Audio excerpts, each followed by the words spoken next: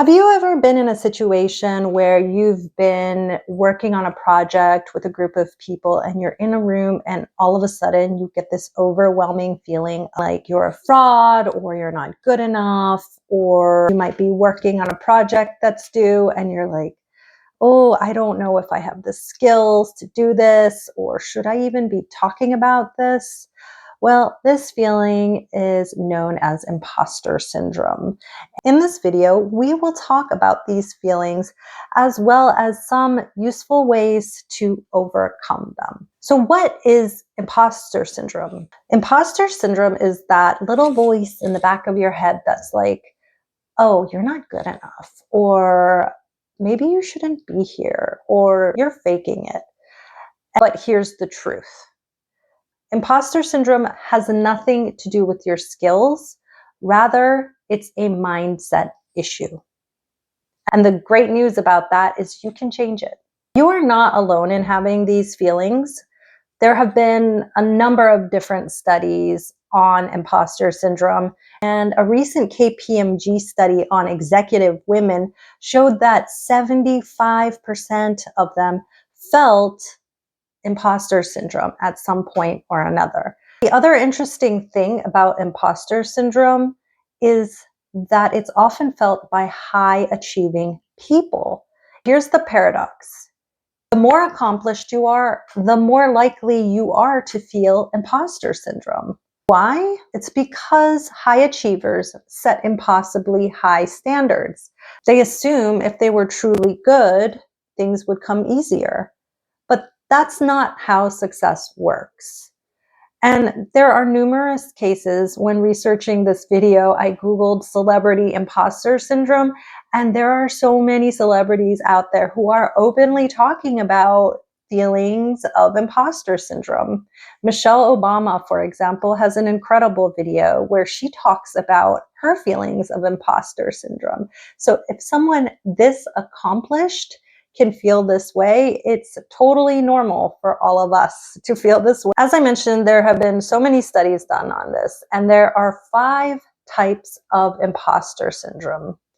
Dr. Valerie Young, who is an imposter syndrome expert and the author of Secret Lives of Successful Women, identified 5 broad categories of imposter syndrome. And I thought this was super, super interesting because I definitely know which one I am, and I'm curious to know which one you identify with.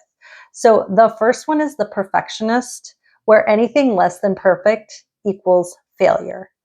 The second one is the superhero, where you work really, really, really hard because work proves your worth. Number 3 is the natural genius, and that's where you feel like a fraud if things don't come easily or naturally to you. Number 4 is the soloist. It's where you avoid asking for help because you feel that if you do, then you're not capable.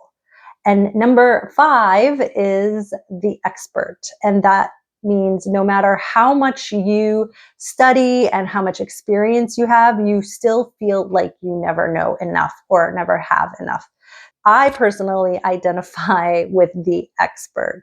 That is something that I struggle with all the time.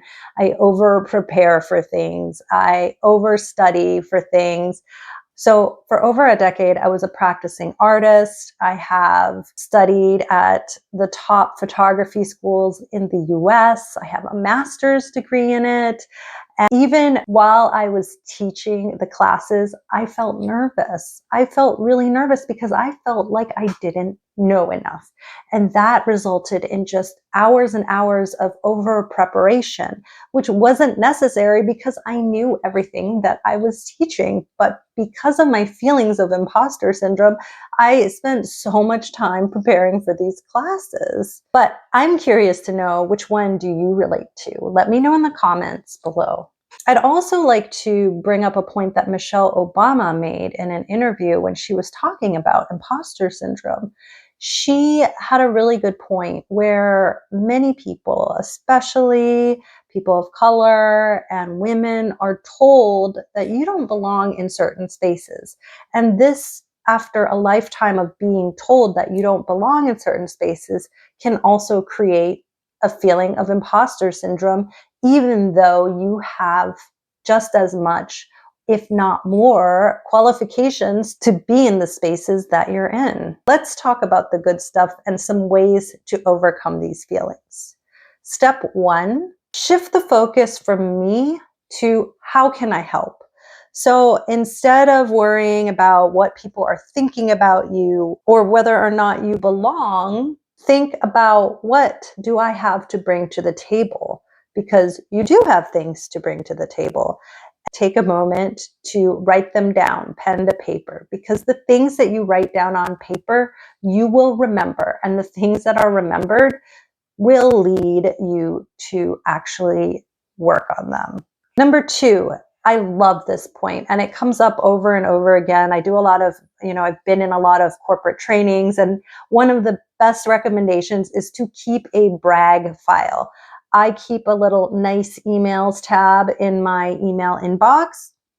And anytime I get any kind of accolade, or even if somebody just sends me a nice email saying, thank you, you really helped me, it goes in that file. And then every time I am feeling a little down or bummed out, I take a look at that file and then I increase my vibes. Number 3, work on ways to reframe your thinking.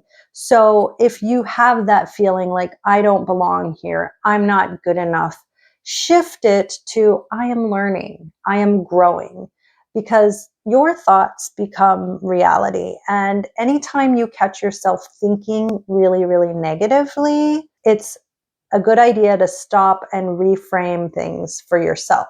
And finally, stop waiting to feel ready. Confidence doesn't just come first or out of the blue. Confidence comes by doing things over and over again, by taking action. So instead of thinking, one day I'm going to be ready to make that YouTube channel, or one day I'm going to be ready to pursue an art career, just do it. And you will make mistakes and it might be hard, but the more you do it, the more confidence you will build. It's kind of like if we get too in our head, we build up a fantasy idea of what is going to happen. And the more action you take, the more reality can override the thoughts in your head. Confidence doesn't come first, action does. The more you do, the more action you take, the more your brain will know you're capable. If you want to learn more about this topic, I've linked to a few resources in the comments below. Here's the thing, imposter syndrome isn't just a feeling, it's a pattern of thinking. And once you figure out how to rewire your mindset, everything changes. All right, thanks so much for watching. See you in the next one.